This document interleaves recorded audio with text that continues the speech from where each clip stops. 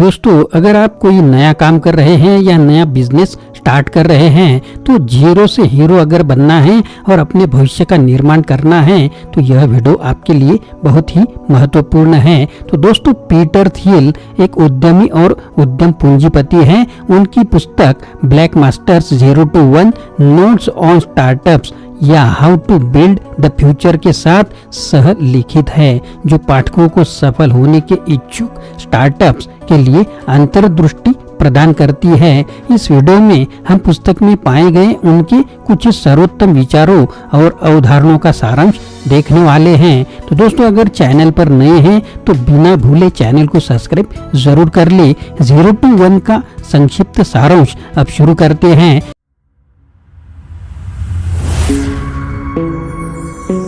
Hello दोस्तों, मेरा नाम आनंद है और बिजनेस आनंद इस चैनल में आप सभी का स्वागत है। 0 to 1 एक सफल व्यवसाय कैसे बनाया जाए या कैसे बढ़ाया जाए, इस पर यह एक किताब है।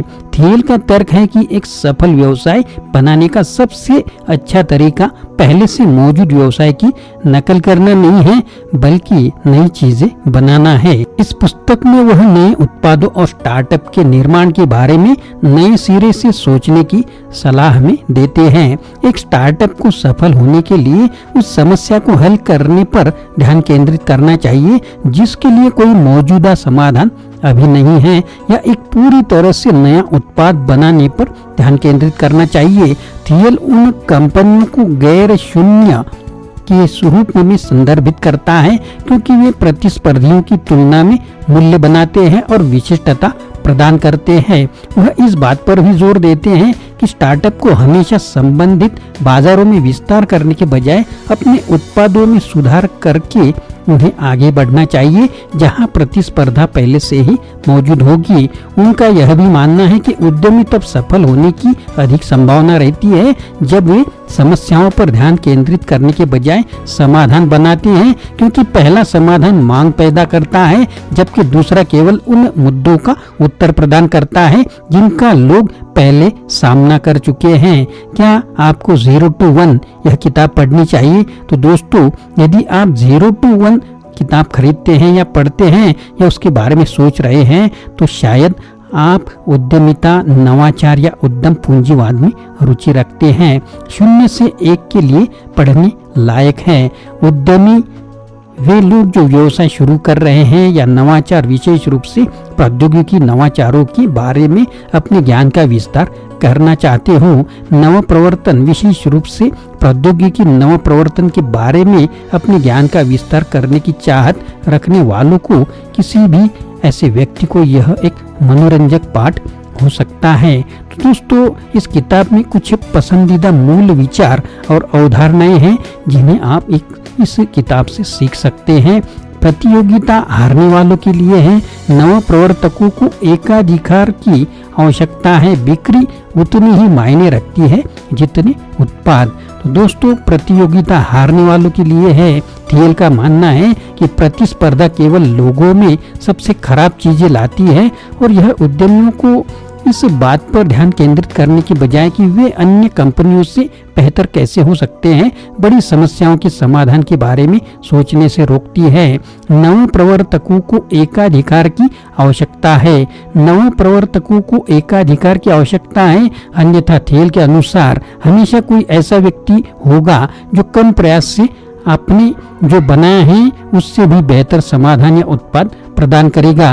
यह मुख्य बात यह है कि अगर नव प्रवर्तन को सफल होना है तो उसे हर समय हर किसी से एक कदम आगे रहना होगा। इसके लिए किसी करीबी प्रतिस्पर्धी की आवश्यकता नहीं है, क्योंकि कुछ भी समान एक प्रवर्तक के रूप में आपके मूल्य प्रस्ताव को कमजोर कर देता है।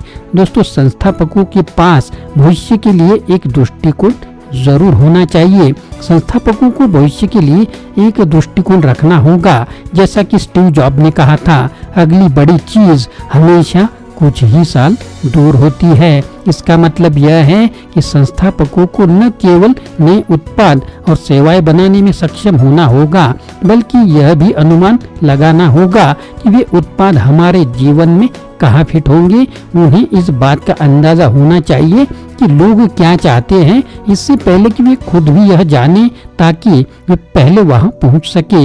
इसके लिए दूरदर्शिता की आवश्यकता होती है, जो अनुभव के साथ आती है।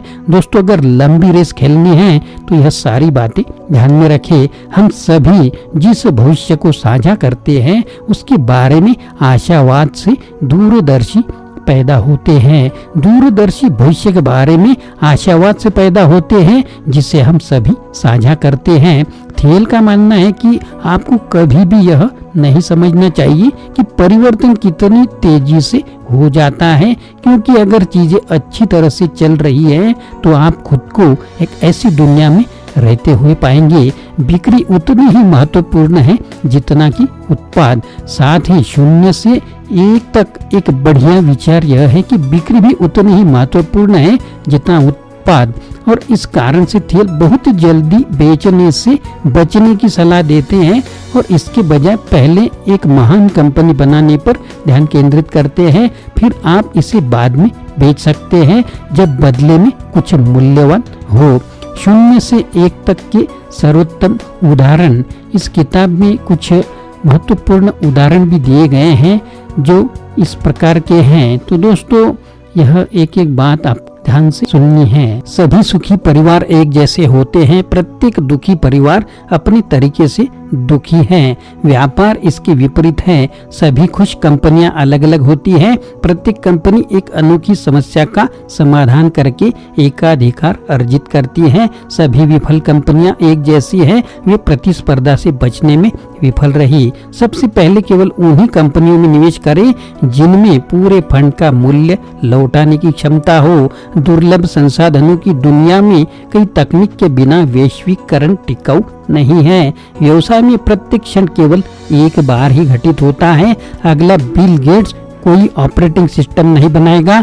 अगला पेरी पेज या सेगेई ब्रिन कोई खोज इंजन नहीं बनाएगा और अगला मार्क जुकरबर्ग कोई सोशल नेटवर्क नहीं बनाएगा। यदि आप इन लोगों की नकल कर रहे हैं तो आप उनसे नहीं सीख रहे हैं। सबसे विपरीत बात भीड़ का विरोध करना नहीं, बल्कि अपने बारे में सोचना है। कौन सा महत्वपूर्ण सत्य है जिस पर बहुत कम लोग आपसे सहमत हैं। तो दोस्तों, कुल मिलाकर 0 to 1 एक ऐसी किताब है जो आपको सोचने, कार्य करने और सृजन करने के तरीके को बदल देगी।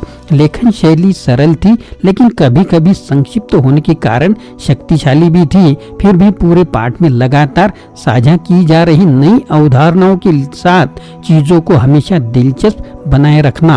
व्यवसाय या जीवन में आगे बढ़ने की चाहत रखने वाले किसी भी व्यक्ति के लिए मैं इस किताब की अत्यधिक अनुशंसा कर रहा हूँ, क्योंकि यह एक उत्कृष्ट पाठ है जो आपको नई अंतर्दृष्टि देगा कि नवाचार की दुनिया अंदर से बाहर कैसे काम करती है।